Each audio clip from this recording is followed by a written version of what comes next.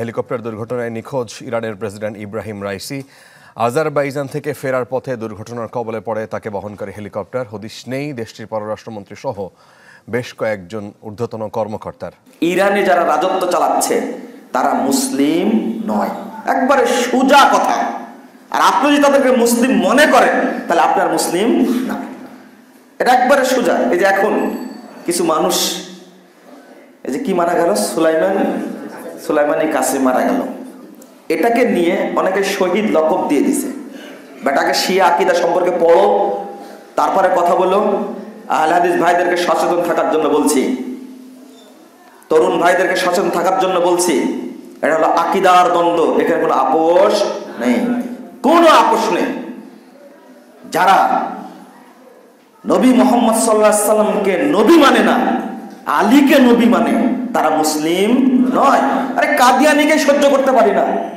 কাদিয়ানীরা বলে কি মুহাম্মদ নবী, তো শেষ নবী না, ওরা তো স্বীকার করে, এরা তাও স্বীকার করে না। ওরা বলে যে প্রথম খলিফা হতেন আলী, কিন্তু আয়েশার চক্রান্তে খলিফা হয়েছে আবু বকর। নাউজুবিল্লাহ। বলেন তো, আয়েশা রাদিয়াল্লাহু আনহা কি চেয়েছিলেন বাপ খলিফা হবে? এটা কি চেয়েছিলেন? কোনো সময় চাননি, কিন্তু এটা আল্লাহ প্রদত্ত, খলিফা হবেই। আয়েশা কি করবে? অথচ উম্মাহাতুল মুমিনিন, আল্লাহু আকবার, তিনি আমাদের মা। এই শিয়ারা এখনো তাকে মনে করে জেনাকারিনী মহিলা। এটা ওরা চায় তার কবর উঠায়া তাকে ইহুদি খ্রিস্টানদের গোরস্থানে কবর দেওয়া হবে। ওসমান রাদিয়াল্লাহু আনহু কবরটা উঠায়া ওরা কবর দিবে সেই ইহুদি খ্রিস্টানদের কবরস্থানে। তারা এখনো চায় এটা। কিছুদিন আগে এই খমিনি রাসূলের কবর জিয়ারত করতে যেয়ে রাসূলকে সালাম দিয়েছে, কিন্তু আবু বকর আর উমরকে সালাম দেয়নি। আপনি ভাবতে পারেন, তারা নামাজ পড়ে না, সালাত পড়ে না মসজিদে নববীতে, কারণ আবু বকর আর উমরের কবর আছে। তাই কবরকে বের করে দিতে দেখে যারা মনে করে যে আবু বকরের হাতে বায়াত করে সমস্ত সাহাবী তারা সবাই কাফের হয়ে গেছে, তারা কাফের বিশ্বাস করে। আপনি তাকে মুসলিম বলেন কি করে? কিভাবে মুসলিম বলেন? এত দরদ কেন? ইয়ামানের সালাফি আলেমদেরকে ডাইরেক্ট ধরে ছিলে, চামড়া ছিলে তাদেরকে গুলি করে ডাইরেক্ট হত্যা করেছে। যত আহলে হাদিস এলাকা ছিল, আপনারা তো আহলে হাদিস বললে ভালো চিনেন, ওই এগুলো বলে সালাফি, সমস্ত প্রতিষ্ঠান বন্ধ করে দিয়েছে এই হাউসি বিদ্রোহীরা। সিরিয়াতে যেখানে ইবনু তাইমের জন্ম, যেখানে ইবনুল কাইয়িমের জন্ম, যেখানে ইবনু কাসির রাহিমাহুল্লাহর জন্ম, যেখানে ইবনু হাজার আসকালানির জন্ম, সিরিয়াতে আলেম আর আলেম, এই সমস্ত জায়গাতে বাশার আল আসাদ এই শয়তানটা সালাফি আলেমদেরকে ধরে ধরে চোখ তুলে নিয়ে, কান কেটে নিয়ে, নাক কেটে নিয়ে, হাত পা কেটে নিয়ে অবশেষ জবাই করে হত্যা করেছে। তারা হাজার হাজার সালাফি ভাইদেরকে যখনই বুঝতে পারে এরা সুন্নি মুসলিম, তখনই প্রথম কাজ হলো তাকে গুলি করে হত্যা করা। তখন আপনার দরদ লাগে না? হারামাইন, অন্তত মক্কা মদিনার প্রতি মহব্বত থাকা উচিত মুসলিম হিসাবে, যে হারামাইনে দাজ্জাল ঢোকার সুযোগ পাবে না। সেই হারামাইন দখল করার জন্য এই সুলাইমানি কাসেমি চেষ্টা চালাইতো যে কিভাবে মক্কা মদিনাকে দখল করা যায়। তার প্রতি তোমার এত দরদ? হ্যাঁ, মারেছে আমেরিকা, কুত্তায় কুত্তায় দ্বন্দ্ব লাগছে, আমার কি ঠেলা লাগছে? তুমি এত দরদ দেখাতে গেলে কেন? তোমার ঈমান নাই? আমরা একটা বই বের করেছি, ইসলাম বনাম ফেরকাবন্দি। এই বইটার মধ্যে যত মতবাদ আছে, সিরাতে মুস্তাকিম বইটার নাম, যত মতবাদ আছে সব মতবাদের মুখোশ উন্মোচন করে দিয়েছি। তার মধ্যে সবচেয়ে বেশি লেখা আছে শিয়াদের সম্পর্কে, বড় আর্টিকেল। ইরানটা একটা পতিতালয় রাষ্ট্র, এটা জানেন আপনারা? ভাড়াটি বিবাহ যেখানে চলে, ছেলে মেয়ে পড়াশোনা করে ইউনিভার্সিটিতে, গার্লফ্রেন্ড আর বয়ফ্রেন্ড বলেন না, ও চুক্তি করেছে 3 বছর 5 বছর 1 সপ্তাহের জন্য। আপনি ইরানে যান, একটা মেয়ে 1 সপ্তাহের জন্য এমনি ভাড়া পাবেন, আর এটাকে দিন মনে করে। আস্তাগফিরুল্লাহ, যা অন্যদিন বলবো আমি, আজকের এটা আলোচনা নয়। রাজনৈতিক দলগুলোকে পরিচালনা করছে কারা? ছাত্ররা। এরাই তাদের বড় শক্তি। অথচ এই ছাত্রদের হওয়ার দরকার ছিল দ্বীনের শক্তি, হয়ে গেছে শিরিকের শক্তি। এরা শিরিক চাষ করে। 2 নম্বর বলছেন রাসূল সাল্লাল্লাহু আলাইহি ওয়াসাল্লাম, ওয়ালা তাসরিকু, চুরি করো না। যারা বাংলাদেশে আছে সবাই চোর। সিসকে চোরের বিরুদ্ধে কথা বলি না। চুরি করলে এক কলমের খোঁচায় 2 কোটি 3 কোটি টাকা চুরি করে, এটা তো আসল চোরেরা।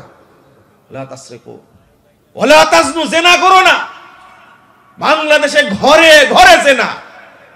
বললাম কথাটা, রাসূল সাল্লাল্লাহু আলাইহি ওয়াসাল্লাম বলছেন, কুতিবা আলা ইবনে আদম নাসিবুহু মিনাজ জিনা মুদরিকুন যালিকা আল্লাহ মুহালা। আদম সন্তানের উপরে জেনার ভাগ লেখা আছে, সে জেনা করবে। 2 চোখের জেনা করবে দেখে, হাতের জেনা করবে স্পর্শ করে, মুখের জেনা করবে কি দ্বারা?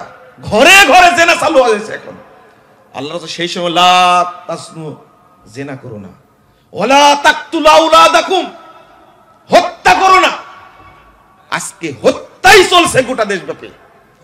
চিন্তা করেন আপনি। ওয়ালা তাতু বিহুতানিন, অপবাদ দিও না। আজকে অপবাদের শেষ নাই। লা ইলাহা ইল্লাল্লাহ, যতগুলো বললাম, যারা ইসলামী দাওয়াতি কাজ করছে বাংলাদেশে, তারা শিরকি চাষ করছে, দাওয়াত দেয় না তারা। যে তবলিগের দাওয়াত চলছে বাংলাদেশে, চলছে না? তবলিগের যে দাওয়াত চলছে, ইলিয়াসি তবলিগ, এটা রাসূলের তবলিগ না। এই তবলিগের উদ্দেশ্যই হলো মানুষকে মুশরিক বানানো, মানুষের ঈমান হরণ করা, ঈমান নষ্ট করা।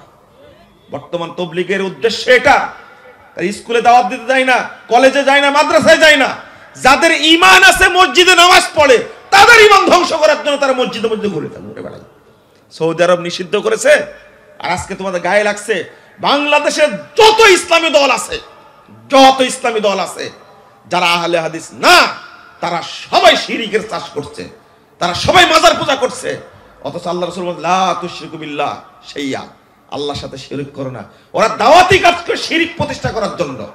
ভাবছেন আপনি? যেটা বলছিলাম, অপবাদ দিও না। অপবাদই চলছে গোটা দেশে, একজন আরেকজনের বিরুদ্ধে অপবাদ দিয়েই যাচ্ছে, যে জিনিসটা মাফ হয় না। এমন কি যারা ইসলামী আন্দোলন করছে তারাও অপবাদ দিচ্ছে, এমনকি যারা ছোটখাটো ইসলামী সংগঠন করছে, যারা কর্মী, তারাও দিব্য অপবাদ দিচ্ছে। আজকে গাজীপুরে এসে শুনলাম যে আমার বিরুদ্ধে কিছু ভাই এতই নাকি গালিগালাজ করছে, এতই মিথ্যা কথা বলছে। আমি বললাম, যাক আলহামদুলিল্লাহ, তাদের জন্য মিথ্যা কথা বলা ফরজ হয়ে গেছে, আল্লাহ ফরজ করে দিয়েছেন এদেরকে। মিথ্যার পিছনে চলুক। চিন্তা করেন, এই ভাইরাস সব জায়গায় ঢুকেছে। ওয়ালা তাসরিকু, চুরির ভাইরাস। চুরির ভাইরাসকে হুজুরকে ধরেনি? কে বলেছে? শুধু দুর্নীতি করে তারাই। একজন বক্তা বক্তব্য দিতে এসে ৮০,০০০ টাকা নেয়, ৫০,০০০ টাকা আগে লেখা দেওয়ার সময় দেয়, মঞ্চে উঠার আগে ৩০,০০০ টাকা নেয়। এক বক্তার ভিজিট হলো 2 লাখ টাকা, দিনে 3টা করে প্রোগ্রাম করে। তাহলে কয় লাখ টাকা খায় একদিনেও? এ সিসকে চোর মনে করছেন না? বড় দুর্নীতিবাজ একটা, বড় হারাম করে একটা। মাদ্রাসায় যায়, 2 লাখ টাকা নিয়ে চলে আসে, হেলিকপ্টার ভাড়া হলো আরো 1 লাখ টাকা। কয় লাখ গেল? 3 লাখ গেল। আরে বাচ্চারা খেতেই পায় না এতিমখানা, তুমি বক্তৃতা দিতে এসে তোমাকে এত টাকা লাগে কেন? এত টাকা লাগে? তুমি কি হারামখোর? তুমি কি আমেরিকায় বাড়ি কিনছো নাকি? বক্তৃতার নামে চলছে বাণিজ্য, ব্যবসা চলছে। এরাও হারামখোর, এরাও চোর। বন্ধুরা আমার, কোন দিকে যাবেন?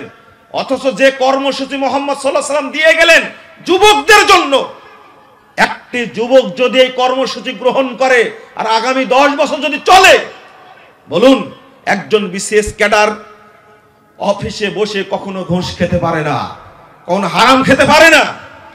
যে ছেলে পিতামাতার আয়ত্তে সুন্দর চরিত্র নিয়ে, মুহাম্মদ সাল্লাল্লাহু আলাইহি ওয়াসাল্লামের আদর্শ নিয়ে গড়ে উঠেছে, সে কখনো মানুষ হত্যা করতে পারে না, সে কখনো জিনা করতে পারে না। যে ছেলেটা 5 ওয়াক্ত নামাজ পড়া শিখেছে, এই ছেলের দ্বারা কখনো মদ খাওয়া সম্ভব না, কারণ ও জানে মদ হারাম। মানুষ হত্যা করা সম্ভব না, ধর্ষণ করা সম্ভব না। কিভাবে ধর্ষণ করছে? আমি বলি স্পষ্ট ভাষায়, ক্রস ফায়ারে কাকে মারছেন? আমি স্বরাষ্ট্রমন্ত্রীকে বলবো, হাদিস অনুমোদন দিয়েছে, যদি জানতে পারা যায় ধর্ষণ করেছে, 1 মিনিট বেঁচে থাকার অধিকার নাই। আল্লাহ বলছেন ওকে এক